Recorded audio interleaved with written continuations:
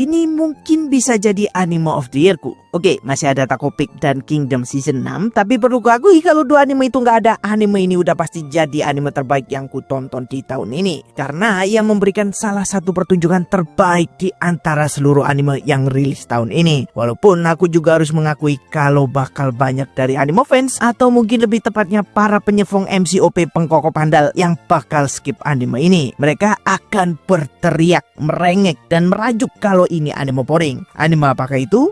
Yuk kita bahas. Oke, jadi anime yang bakal kita bahas sekarang adalah Soshimin Series Season 2, sebuah anime misteri yang masih satu author sama anime Legend Yoga.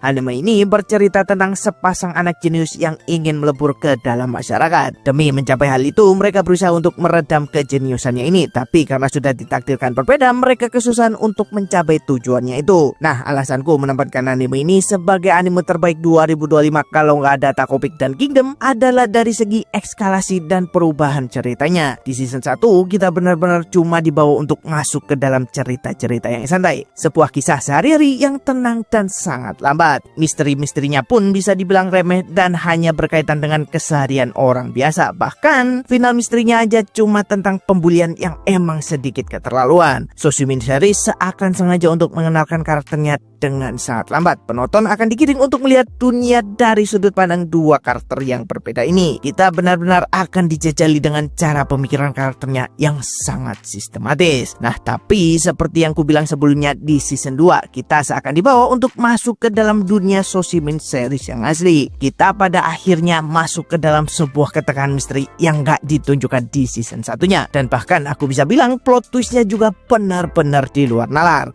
Dan walaupun sedikit telat, tapi mungkin aku gak bisa jaga konten ini spoiler free untuk kalian yang belum nonton animenya. Jadi brace yourself, atau ya pause dulu lah video ini dan nonton dulu animenya. Baru setelah itu balik dan berdiskusi apakah kalian setuju atau enggak sama argumenku. Oke, lanjut. Seperti yang kita bicarain barusan, sequel ini seperti menunjukkan wajah asli dari Soshimin Series yang secara konstan mempersembahkan sebuah teka-teki yang sangat menarik dari episode 1. Di episode ini kita akan dibawa untuk mengenal sebuah permasalahan baru yang akan mengganggu kehidupan karakternya. Berbeda dari musim pertamanya, misteri yang hadir di season 2 kali ini lebih kerasa seperti misteri yang besar. Cakupannya nggak lagi hanya sekedar misteri-misteri remeh yang terjadi sehari-hari, melainkan sebuah skema besar yang terstruktur yang menarik untuk disimak. Pengungkapan informasinya pun secara mengejutkan berbeda dari musim sebelumnya, di mana kali ini pacing ceritanya agaknya dipercepat untuk menambah ketegangan yang terjadi di ceritanya. Kita akan terus di-engage untuk berpikir dalam mengungkapkan teka-teki besar yang sedang terjadi. Dan menurutku, unsur yang paling luar biasa di anime ini adalah bagaimana pengarahan perspektifnya berjalan dan pengungkapan plotnya yang gak pernah disangka sama siapapun.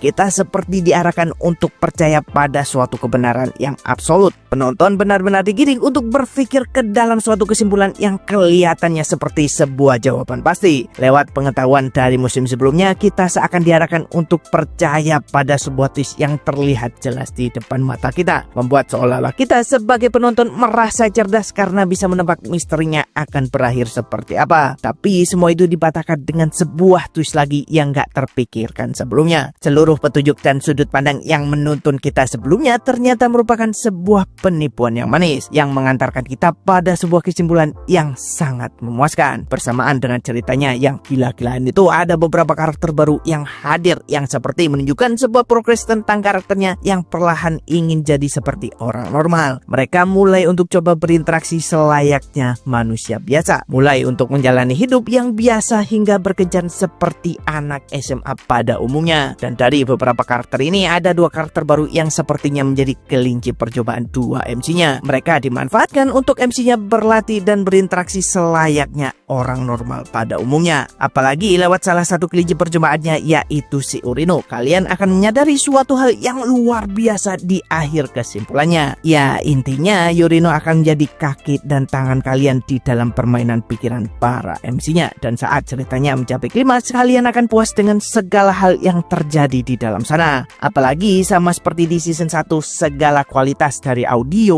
latar, suasana, dan bagaimana animenya ditampilkan seperti anime movie menambah seluruh ketegangan dan keseruan yang ada di animenya. Ditambah aku juga sangat suka dengan bagaimana cara animenya mempertontonkan dua MC-nya yang sedang bertukar pikiran. Mereka menggambarkan karakternya berada di sebuah sungai yang tenang, sebuah tempat yang sangat cocok dengan watak kedua karakternya yang tenang namun sulit untuk ditebak. Itu kenapa dengan seluruh kombinasi yang hadir di Soshimin Series Season 2 membuat anime ini menurutku menjadi salah satu yang paling memuaskan di tahun ini. Walaupun aku juga harus mengakui kalau ia bukanlah anime yang dapat diterima semua orang. Ia nggak seperti Kingdom yang punya cerita dan peperangan yang seru banget. Ia nggak seperti Takopik yang kemunculannya dapat menggegerkan seluruh fans anime. Makanya aku sangat sadar walaupun Soshimin Series Season 2 bisa dibilang menjadi salah satu anime yang luar biasa di tahun ini, tapi ia adalah tipe anime yang bukan untuk semua orang. Tapi gimana menurut kalian soal ini? Tulis saja pendapat kalian di kolom komentar.